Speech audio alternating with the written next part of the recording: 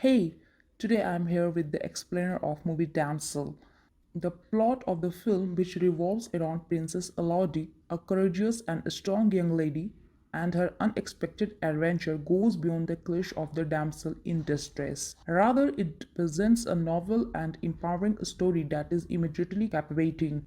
The central relationship in this story, that between her and the dragon, is depicted with a depth and complexity that defies stereotypes and increases viewers to consider themes of courage, devotion, and friendship in unexpected ways.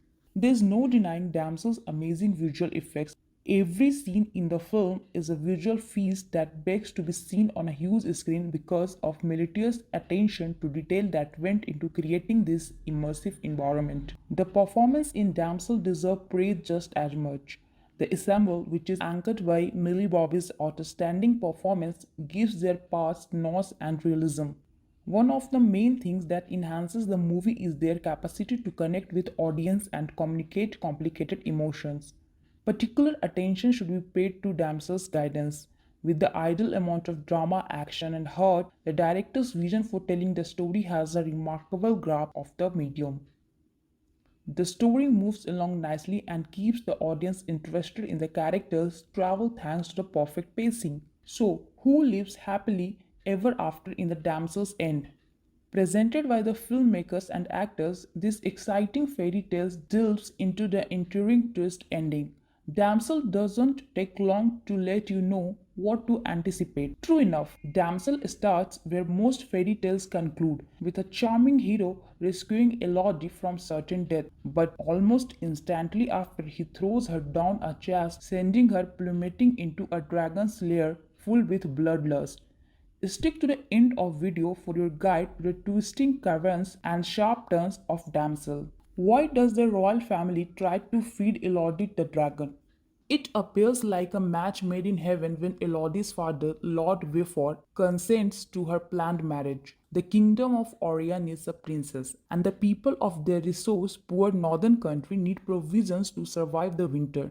Elodie has no idea that she is only a piece in a centuries old game meant as a sacrifice to atone for the long ago murder of a dragon's three offspring.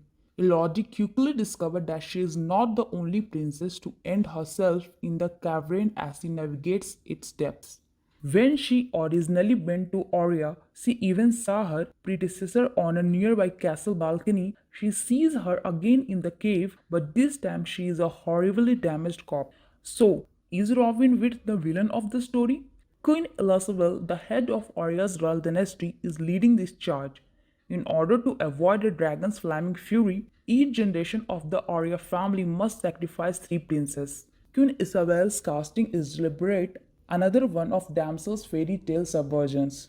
Bringing Princess Buttercup into this story and turning her into an evil character, thus a proper declaration that we are shaking up the idea of fairy tales in a big way. Franz Nadalo added, referring to Wright's iconic portrayal in The Princess Bride. Her persona is reminiscent of a death row judge.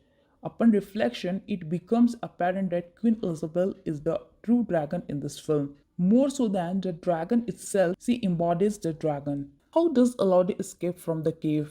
Elodie's main goal in the cave is to live. She continues to keep one step ahead of the dragon as she reconstructs the history of Aurea from scratches on the walls and discovers enigmatic light worms that appear to cure her wounds.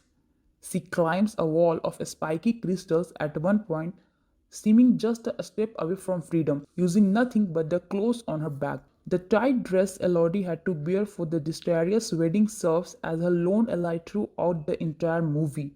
She wields a makeshift knife to prevent herself from falling from the bones inside her corset, using its fabric to shield her feet while she climbs the crystals, and ascends using the phony crown she was promised. To depict the varied stages of Elodie's dress as it gradually peels back to the fundamentals, the Damsel production created 70 distinct costumes. Even Elodie's climb finishes with her by herself on a precipice, washed over the dragon, despite this anticipated help. Soon after, a remorseful father appears as a salvation.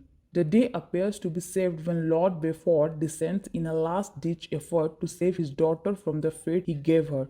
but the dragon easily overcomes him.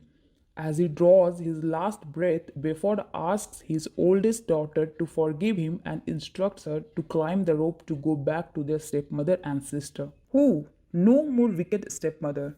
Lady Beaufort, portrayed by Angela Bassett, his wife, plays a part of arranging such sacrifice. Another significant turn for Fresnadillo was the character of Lady Beaufort. Lady Beaufort, like many aspects of Damsel, is not your typical stepmother from a fairy tale, and no one could portray that complexity more skillfully than adored two-time Oscar nominee Angela. Is the dragon really evil?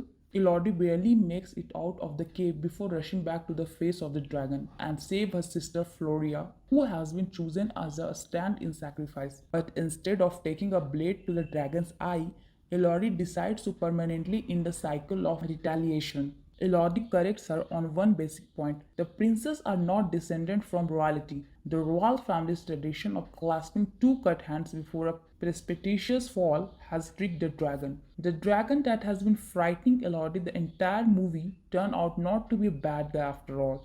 Presnadio says you kind of twist the story and you feel some sort of sympathy for the dragon, and there's a reason why the dragon has become such an evil creature. Aghdashloo accepted the responsibility of portraying the most misinterpreted character in the movie with pride. She said, I was drawn to the opportunity to portray a character that embodies a deep sense of empathy and wisdom. Even though the dragon is mythical and frequently feared, I was especially enthralled with the dragon journey in the movie from a misunderstood creature to a protector and a voice of moral reasoning. After facing her last challenge, Elodie goes back to Aurea Castle and ruins Prince Harry's farewell wedding. The royal family's cries are ignored when the dragon lands on the battlements.